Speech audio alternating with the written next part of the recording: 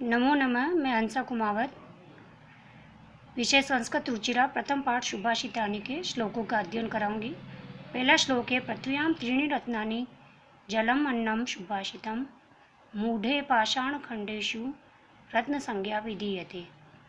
इसके अन्वय इस प्रकार है, जलम अन्नम सुभाषितम एतानि पृथ्व्या त्रीणि रत्नानि सन्ति मूढ़े पाषाण खंडेषु रत्न संज्ञा विधीयते।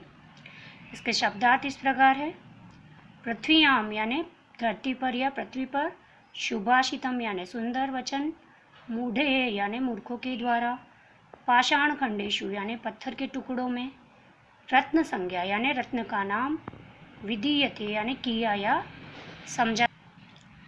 इसके सरलार्थ इस प्रकार है, जल, अन्न और मधुर वचन से ये पृथ्वी पर 3 रत्न हैं। मूर्ख लोग पत्थर के टुकड़ों अर्थात हीरा, पन्ना, मोती आदि को रत्न कहते हैं। भाव यह है कि हमारे जीवन में के सुख के आधार पर जल, अन्न और मधुर वचन है और ये ही मूल्यवान है। कांच पत्थर को हम रत्न कहते हैं, यह हमारी। दूसरा श्लोक इस प्रकार है, सत्येन धार्यते पृथ्वी सत्येन तपते रवि सत्येन वाति वायुश्च सर्वं सत्ये प्रतिष्ठितम्। इसका अन्वय इस प्रकार है, पृथ्वी सत्येन धार्यते रवि सत्येन तपते च वायुः सत्येन वाति सर्वं सत्ये प्रतिष्ठितम्। इसके शब्दार्थ इस प्रकार है, सत्येन यानी सत्य से, धार्यते यानी धारण किया जाता है, रवि यानी सूर्य, तपते यानी जलता है, प्रकाश देता है। दोनों ही अर्थ है इसके, तपते यानी जलता है और प्रकाश देता है। वाति यानी बहती है, वायुश्च यानी वायु, वायुधन च यानी पवन भी, प्रतिष्ठितम यानी स्थित है।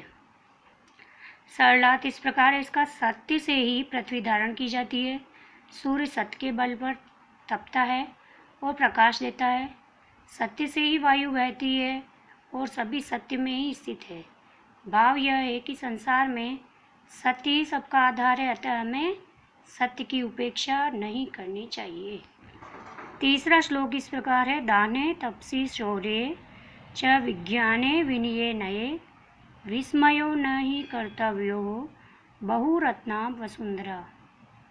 इसका अन्वय इस प्रकार है, दाने तपसी च शौर्य विज्ञाने विनये नये अस्माभिः विस्मय यानी संदेह कर्तव्य विस्मय न ही कर्तव्यो वसुंधरा रत्नगर्भा अस्ति।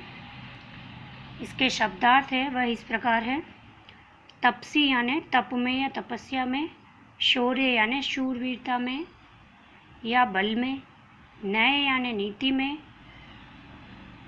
विस्मय यानी आश्चर्य, वसुंधरा यानी पृथ्वी और बहुरत्ना यानी अनेक रत्नों वाली। इसका सरलार्थ इस प्रकार है, संसार में किसके प्रति आश्चर्य नहीं है, आश्चर्य नहीं करना चाहिए। उनके बारे में कवि लिखते हैं कि दान में, तपस्या में, शूरवीरता में, विज्ञान में, विनम्रता में, नीति में विस्मय या आश्चर्य नहीं करना चाहिए। बहुत से रत्नों वाली पृथ्वी है, लेकिन इस पर भी आश्चर्य करना उचित नहीं है। भाव यह है कि दान करो, तप करो, अपना शौर्य दिखाओ, नीति का पालन करो, विनम्र रहो, लेकिन इन पर सोच विचार नहीं करो या नहीं करना चाहिए। चौथा श्लोक इस प्रकार है, सदीप्तिरेव साहसित सदीप्तः कुर्वीत संगतिम सदीप्त विवादम मैत्री न सद्भिः किंचित आचरेत। इसका अन्वय इस प्रकार है, सद्भिः सह एव आसीत् सद्भिः संगीतम असद्भिः यत् सद्भिः संगीतम कुर्वीतः विवादम मैत्री च सद्भिः कुर्वीतः असद्भिः सह किंचित न आचरेत। इसके शब्दार्थ इस प्रकार है, सद्बुद्धि रेव यानी सद्बुद्धि धन, एव यानी सज्जनों के साथ ही, सहासीत यानी सह धन, आसीत साथ बैठना चाहिए। साहसित यानी साथ बैठना चाहिए। कुर्वीत यानी करना चाहिए। सद्वदी विवादम यानी सदीप धन विवादम यानी सज्जनों के साथ झगड़ा। इसका सरलार्थ इस प्रकार है, सज्जनों के साथ बैठो, सज्जनों से ही संगति करो, और विवाद या मित्रता भी सज्जनों से ही करो। असज्जनों से कुछ भी आचरण या व्यवहार नहीं करना चाहिए। भाव यह है कि सज्जनों से ही व्यवहार करो और दुष्टों से दूर रहो। 5वां श्लोक इस प्रकार है, धन्य धान्य प्रयोगेषु विद्या संग्रहेषु च आहारे व्यवहारे च त्यज्य लज्ज सुखी भवेत। इसका अन्वय इस प्रकार है, धन्य धान्य प्रयोगेषु च विद्यायाः संग्रहेषु च आहारे व्यवहारे त्यक्त लज्जः सुखी भवेत।